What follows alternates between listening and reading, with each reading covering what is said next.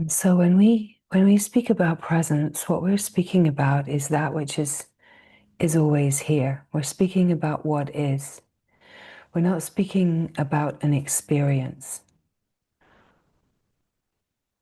What this truth is not an experience. It's about seeing through experience and the habit to want experience, to discover what has always been so.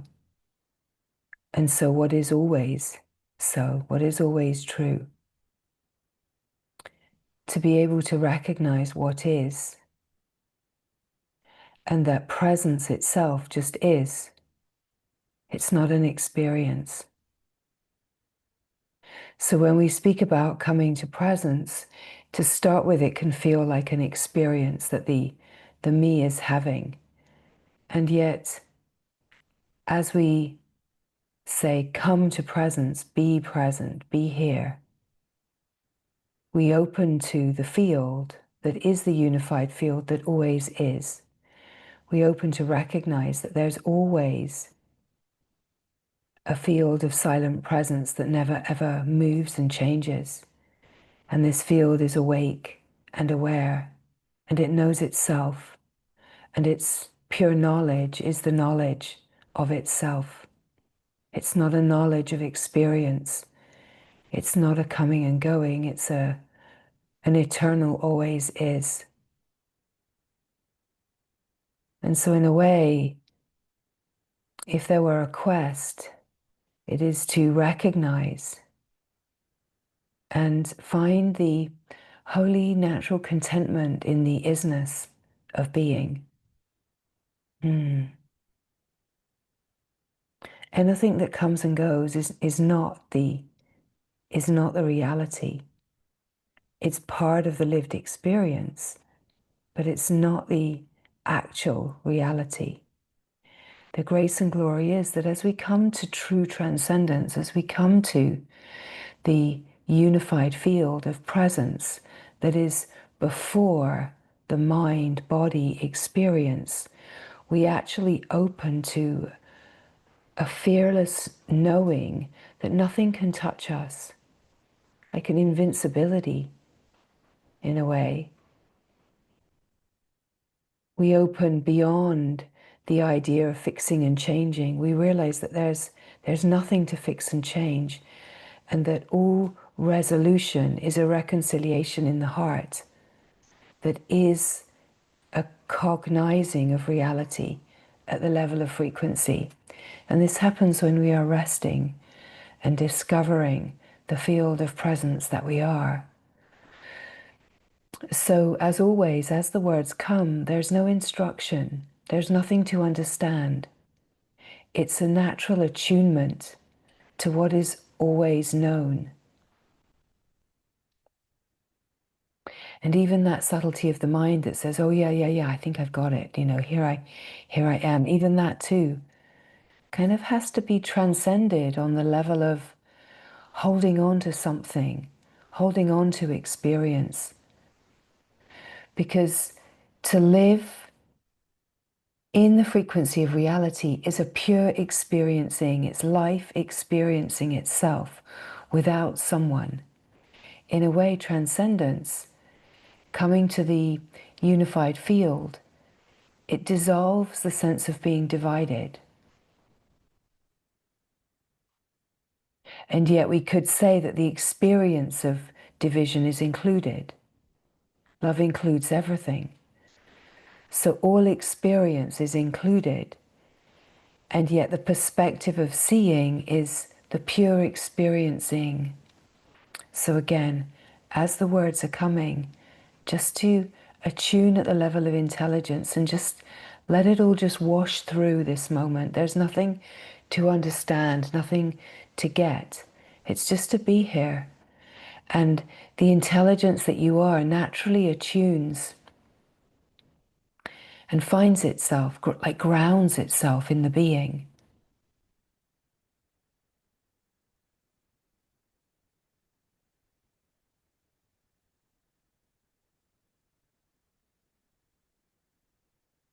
And as we ground in the sense of being and the revelation of the still, silent field of presence, we open to the frequency of unity, a unity consciousness that is moving as life, flowing within itself to know itself, recognize itself, bring itself back.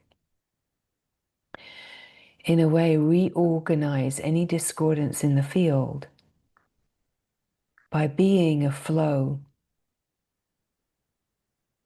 of frequency that just knows itself. And so let's say that the field itself doesn't have discordance in it. Our experience is of a field that has discordance in it. We create the discordance. The discordance is memory. The discordance is, we could say, the connection to past. The discordance is the play of time and space. The discordance is the human condition, the human experience that is conditioned to be limited and believes in lack and limitation. But we're not trying to fix that. We're not trying to make that different. And this is the grace, is that we don't have to do anything. We open to the all that is. And we watch as the intelligence of life takes care of everything. And in a way, we just stop being the one that's interfering with ideas of control and manipulation and protection and all of these innocent strategies that we can be moving in. And we just rest as the all that is. And we watch life with awe and wonder. And then we are the technology of light that illuminates. We are the technology of love that includes. So when we speak of transcendence, we're opening to that which is beyond the limited idea of who we are. And it actually sets us free. Right? There can be a lot of speak about transcendence as if transcendence is bypassing. Right? And the mind that wants to get it right says, oh, well, I don't want to transcend then, because that's bypassing. And that's actually not true at all. That's a great misunderstanding. For sure, a being that has the capacity to know the transcendence can use the transcendent as a way of avoiding, including everything. But if we want to be truly free, we're going to come to a point where we see through that. where we realize that any strategy to protect isn't actually bringing us to the freedom. But we definitely don't want to label transcendence as some kind of negative state or non-duality as something that's bad, because the ones that might be expressing that actually just haven't yet had the full experience and the true knowing of what this is just isn't being fully lived yet, because the true freedom is the experience of the non-dual. It's the experience that there's only one, and it's like a perennial truth that is the underlying essence of all traditions and lineages, no matter how the differentiation and the interpretation and the expression comes forward. At the essence, of course, there's only one truth. So if we get stuck in ideas and concepts and traditions and lineages that are asking us to ever believe anything, let us be very aware that all of that is part of the field of division and separation, anything that asks us to divide. So in a way, our own version of religion could be to undivide the lived experience, to discover the living reality. Use the lived experience not as a way of making yourself small and less than and lacking and drowning in guilt and shame, but as an opportunity to constantly be aware of where division and discordance is, and to use the wisdom light to shine upon the discordance in our lived experience, the resistance, the stress, the strain, whatever it is, that we use that as an opportunity to identify where there's a limiting belief, where there is, that we could say, a part of us that feels unloved and unmet as of yet. And as we open to the transcendent field of love, of light, of grace, we become the frequency, force, the power that has the capacity to illuminate. And where that power comes from is the transcendent field, that is the unified field, where there is only one, right? Everything is pointing, and in a way, we could say at some point in the experience, it becomes incredibly simple and obvious that it's not a strain or a stress or something to understand. We don't have to try taxing ways to understand that there's only one. We just rest and we open until we come to a moment where we say, oh yeah, wow, cool, right? Oh yeah, huh. And imagine that. Imagine that. It's always been that way. And that's why it often gets spoke of, that in Revelation, that it's not a recognition of something fresh. It's very much a sense of, oh yeah, right? It's familiar, it's known, it's already known. And yet somehow there's an opening that reveals what is already known in a way that actually kind of shifts the whole trajectory of the life, that the seeing is such that it changes the habit to identify with limitation.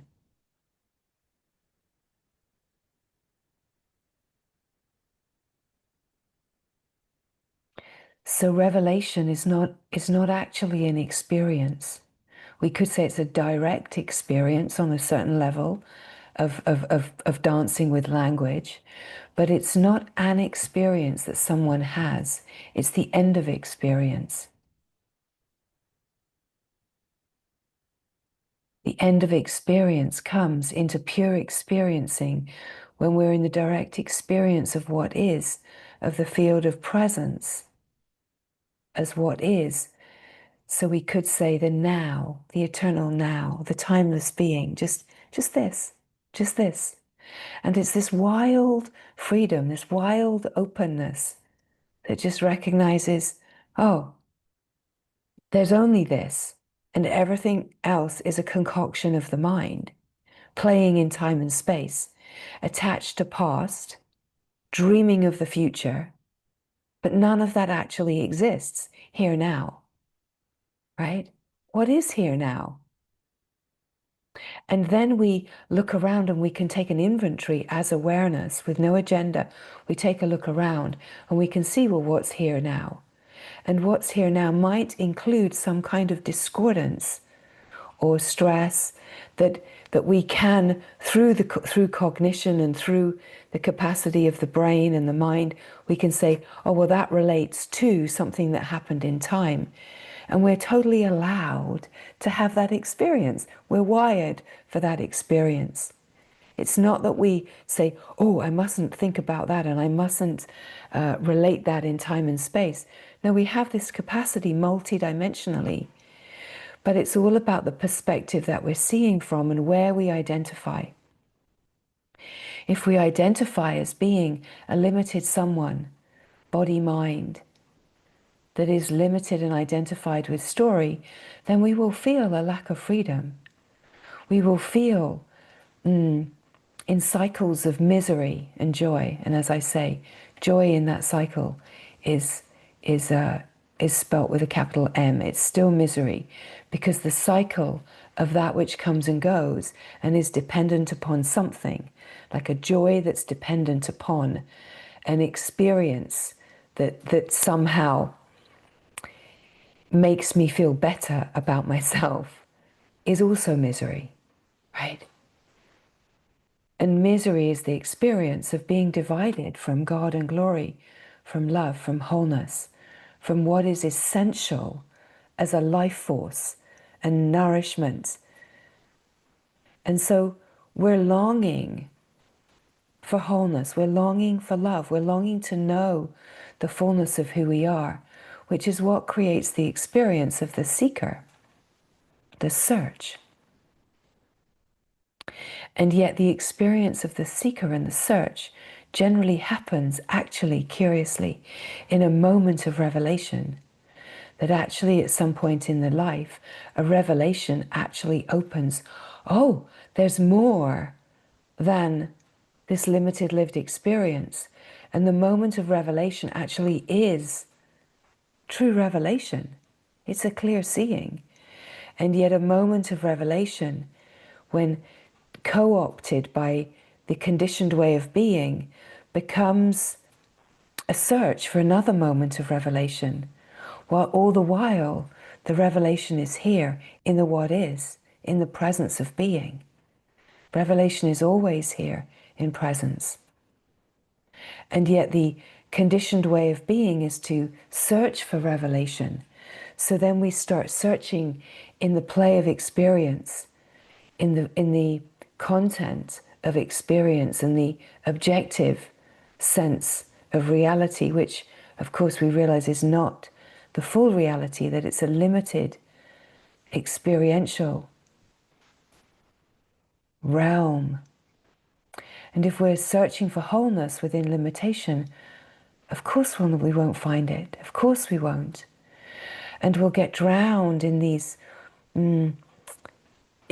experiences of not being enough, of being limited, of lacking, of being deficient. Because we're trying to find something that we can't find within the context of our search. So in a way, it's the shifting of our search to presence. It's the shifting of the search to being here now. Actually shifting our search where finding can happen. And true finding, of course, is revelation. It's not the finding of something. It's not someone having an experience. It's the revelation that things are not the way that I thought they were. Revelation is the revelation of love that reveals the true essence nature of everything. It reveals that the essence nature of this here now is love. And what is love? Love is the unconditional reality. It's a frequency of openness, of unconditionality. It's life in freedom, flowing in freedom. It's the heart that knows itself. And of course, again, we can dance with words. We can have fun with that even. And yet words are not really what it's all about. It's not about finding the perfect way to express it. It's about the living frequency transmission, right? It's the transmission field. And that's why as the words come here, each being will be receiving and attuning to the transmission and actually even be hearing different words than maybe are being spoken. And that's the glory, is that the transmission field is a field of attunement. It's a field of where the intelligence that we're made of, what we are, is attuning and aligning with a frequency of recognition. It's cognizing itself. So instead of using the mind to understand by referencing what is already known, and that sense of we've learned all these things, and when we learn something new, we receive the information and we kind of go, okay, oh yeah. So we put it into a context. We equate it to what we already know, and we add that knowledge to our knowledge bank. We fit it into a contextual learning. We fit it into an experience that we can understand. And that's why we're wired uniquely to understand certain things and to resonate with certain things and to operate in certain ways. So we'll be drawn to certain things and we'll understand, and we take it in as knowledge, or we just discard it like boring, boring, not interested in that, because there's no resonance, right? But with intelligence, we're not in the realm of deciphering through our laws of nature. We're in the realm of cognition, which is where intelligence itself, in a holistic way, is cognizing itself. It's recognizing, recognizing. It's attuning at the frequency level to a cognition of a knowing of itself, accessing, we could say, the field of consciousness that is a field of memory called smriti, which that field of memory is the memory, the knowing of everything that ever is. And so that's why when we open in revelation, we're opening to a sense of remembering, but not remembering through the mind and memory, but through cognition, through the conscious memory where consciousness knows itself. And the only knowing that consciousness really needs is the pure knowing of itself. And of course, that's always in place. And then when we, as a dance of consciousness, have the same cognition that is pure, the cognition of, oh, I know myself here now. I know myself just as this being, just being here. I know myself as what is. I know myself here now as presence that is still, silent and unmoving. I know myself just in this simplicity. Boom! The consciousness that is identified with the mind-body suddenly opens in revelation. Boom! I'm an infinite being. I've never been bound as a mind-body. I'm an infinite, unbounded being. I'm not limited. I never have been limited.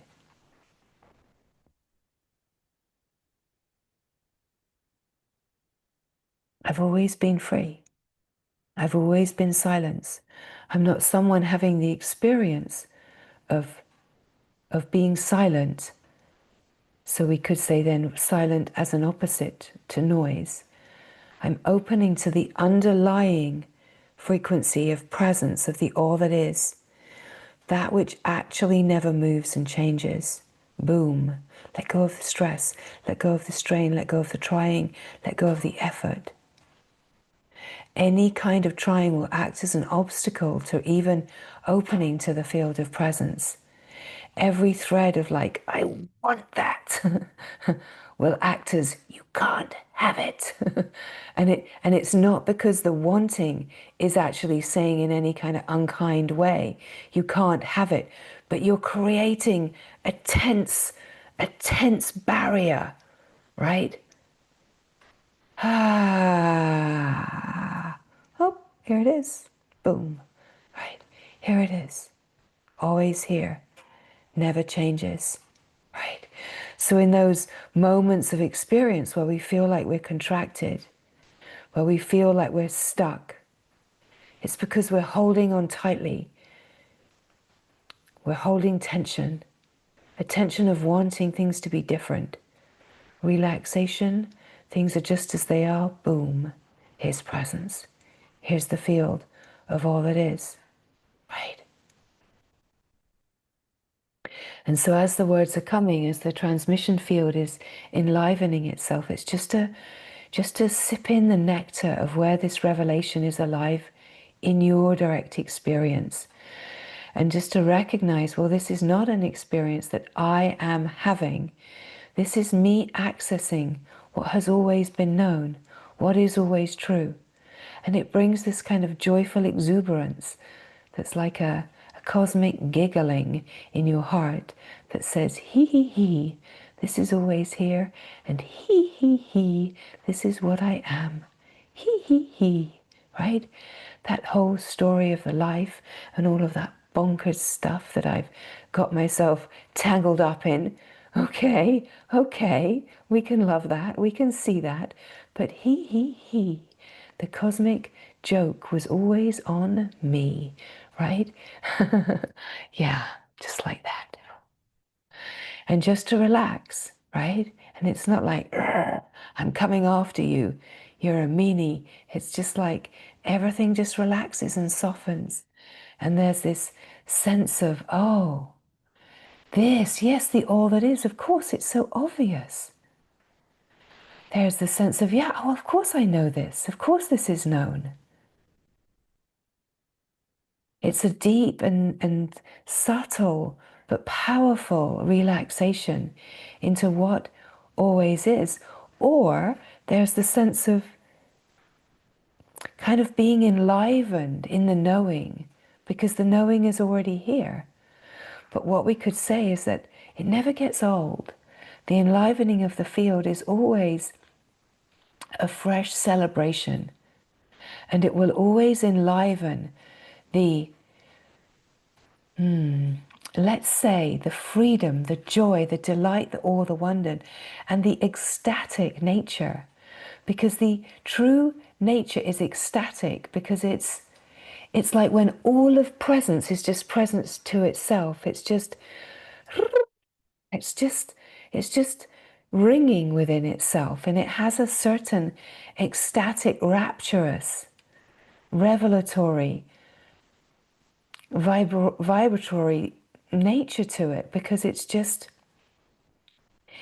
in heart-popping celebration of itself.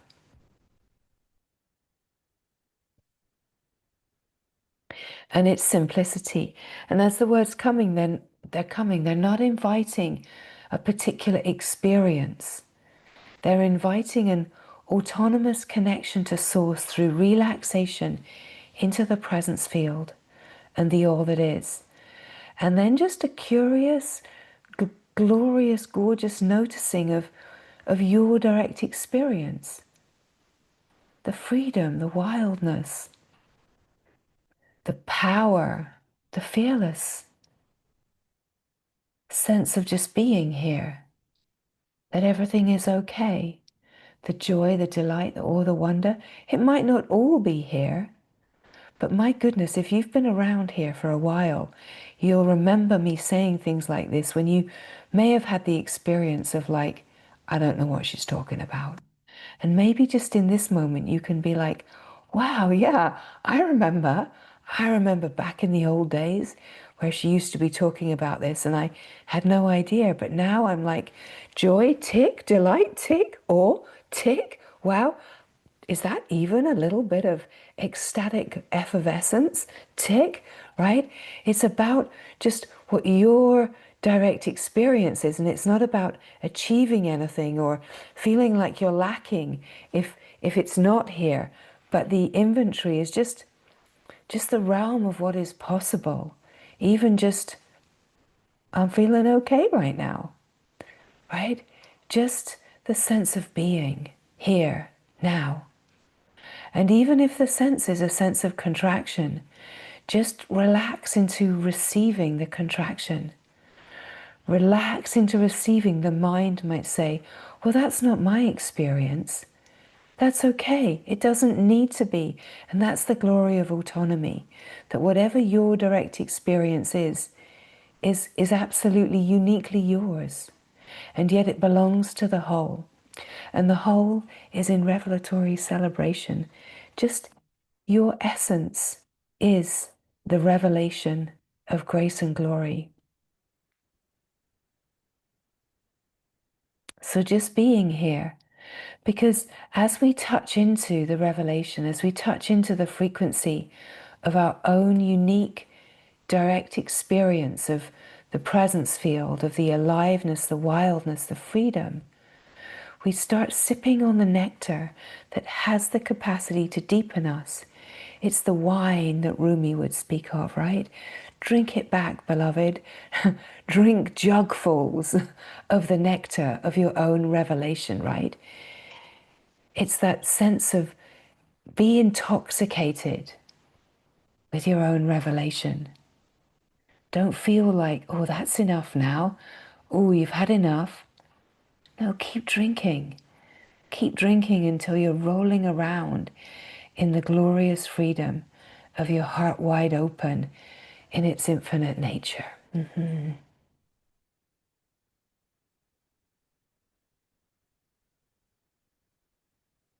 That the true nature is wild. There's nothing holding you back.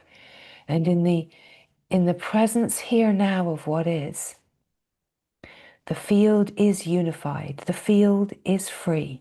The field is love. It is light. It is glory. It is God. It is the all that is. And the invitation is to rest and relax and to sip the nectar of being one with the all that is. Just being here. And here we realize that we're not transcending away from anything. We're just opening to the fullness. The emptiness is full. We're not celebrating an emptiness that is devoid of all the glory. We're realizing that the emptiness of the content that the mind creates and identifies with is the revelation of true wholeness, of true fullness. And the grace is that it includes the mind's dance. It includes everything. Nothing is left out. Wholeness is whole because everything is included in true integrity. Integrity is the undivided, direct experience where nothing is left out. It's a freedom. It's a fullness where everything is truly welcome here. And of course, then the seeing of what is the life is a different perspective. It's not a perspective of lack. It's a perspective of abundant flow.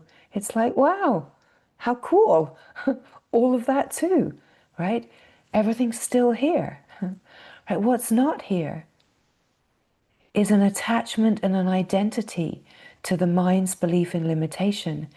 And yet the mind's belief in limitation can still be here as a friend, as a recognition of like, well, there's a protective mechanism, there's a conditioning. And freedom doesn't need to push those things away. Freedom includes it all. And as freedom includes it all, anything that is holding a shape of discordance starts to naturally relax to say, hey, do I want to be right and hold the contraction, or do I just want to join the freedom train? Do I want to just climb aboard the freedom train and just relax, let it all go, right? It's a no-brainer at that point because the sense of protection is being included. It's not being made wrong. It's not in a complex kind of holding grip that says, you, misery and sadness, have got to change your game. You've got to start just pulling some kind of happiness out of the bag, right? And it's like, it's like I don't know how, you know. It's that feeling of I'm stuck, and that story that says you've got to change this. This is not okay. Pull yourself together. Get with the program. Get with the love. When love loves all of these places are not being asked to be anything other than what they have found safe at some point in this life. So when love loves everything, everything feels the intense, it's like an intense force of love. It's a force. And the force of love is a power. And the power of love, the force of love, is a force where anything that is holding itself, it yields. If the heart truly wants freedom, If the longing is for freedom, then there will be a yielding, because there's no defense against that which is not wanting to make you wrong, right? There's no defense. There's nothing to defend with love. There's nothing to defend in an open field that welcomes everything, right? There's nothing to defend. There's nothing to try for.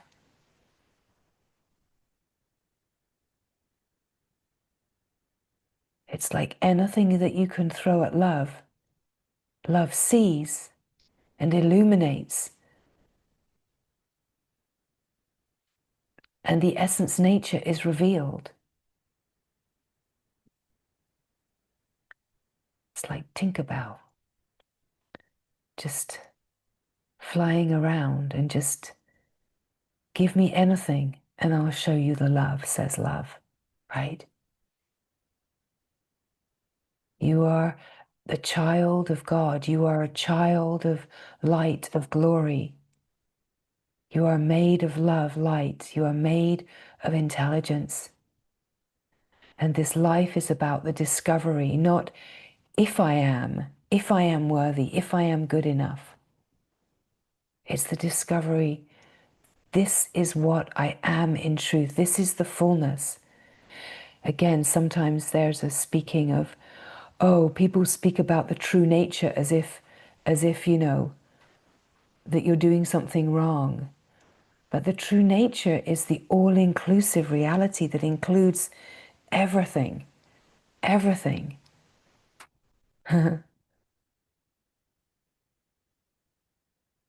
So the true revelation reveals that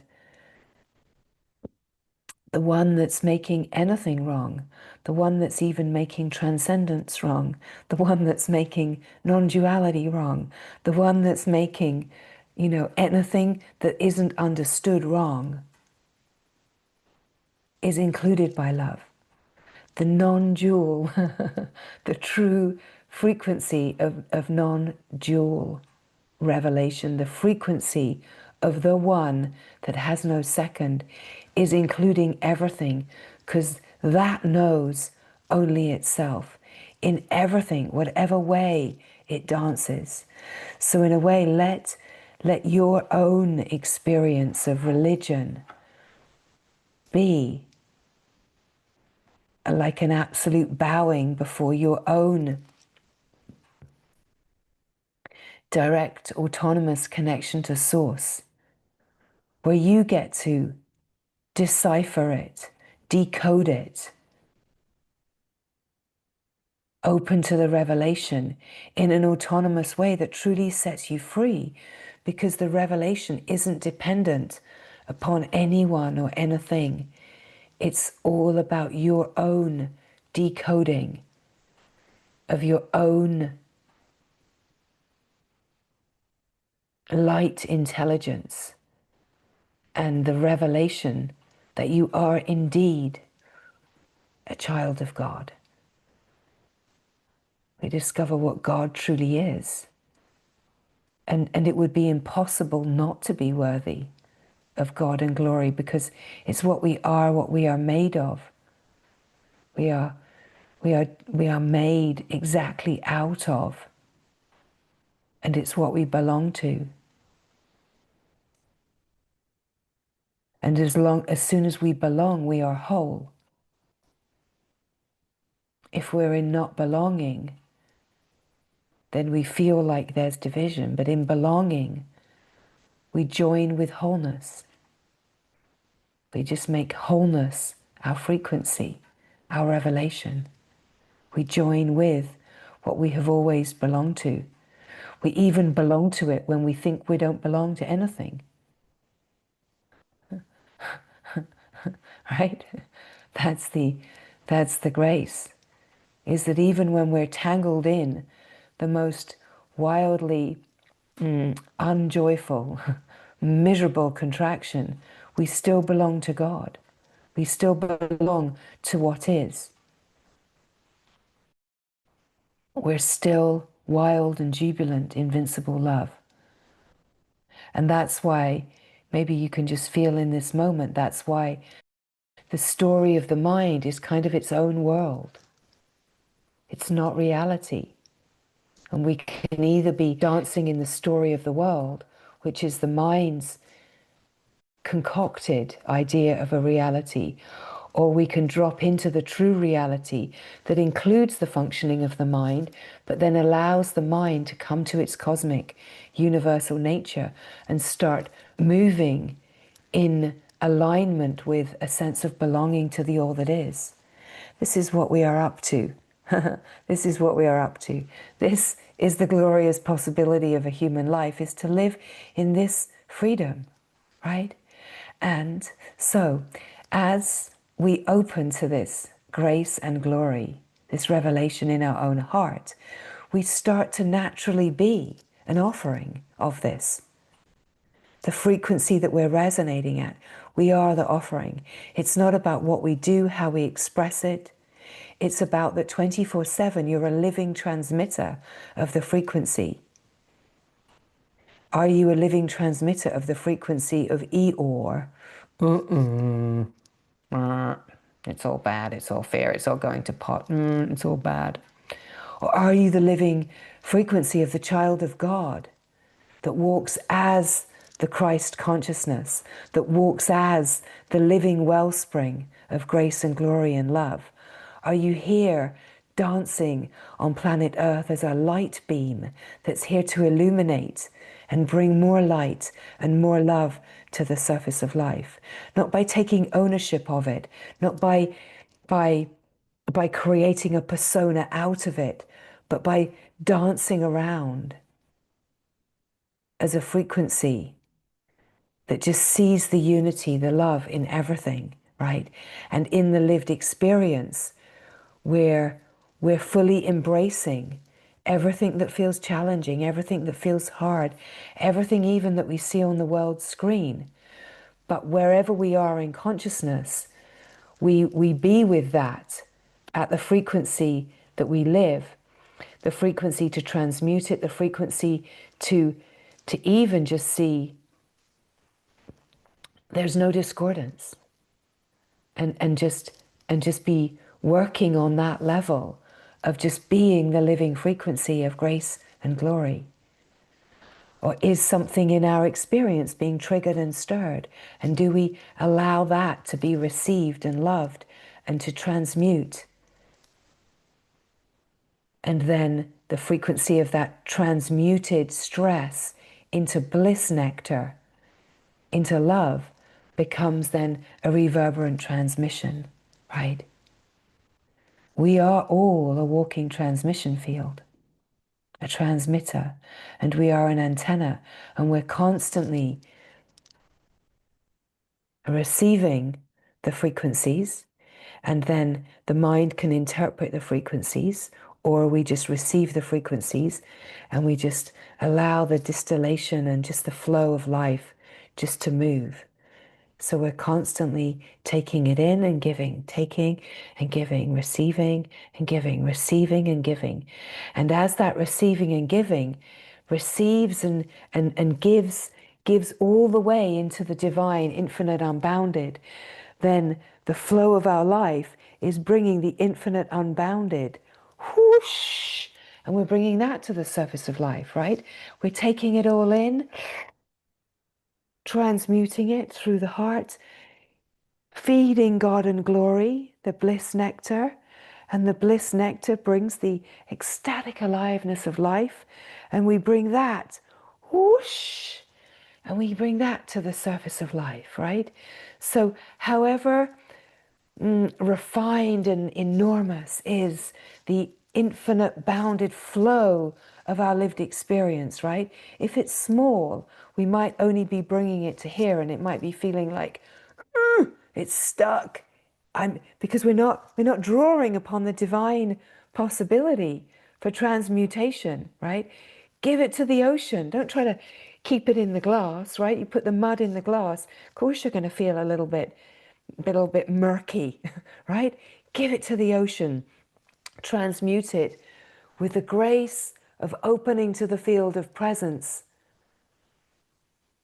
Distill it through And then allow that bliss nectar to be felt in every single cell and fiber and atom of your being.